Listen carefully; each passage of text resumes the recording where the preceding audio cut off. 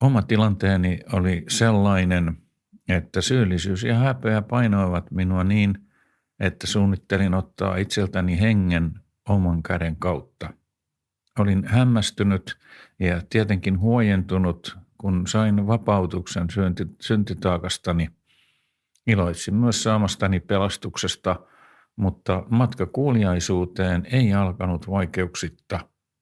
Jeesus kutsui minut valtakuntansa työhön. Katseeni ei pysynyt Jeesuksessa, vaan hänen ennalta valmistamien tekojensa tulokset alkoivat kiinnostaa minua enemmän kuin Jeesus itse. Raamatun luku ja rukous jäivät. Lihan teot saivat vallan. Olin kuitenkin sitä mieltä, että hyvät tekoni olisivat Herran Jeesuksen mieleen.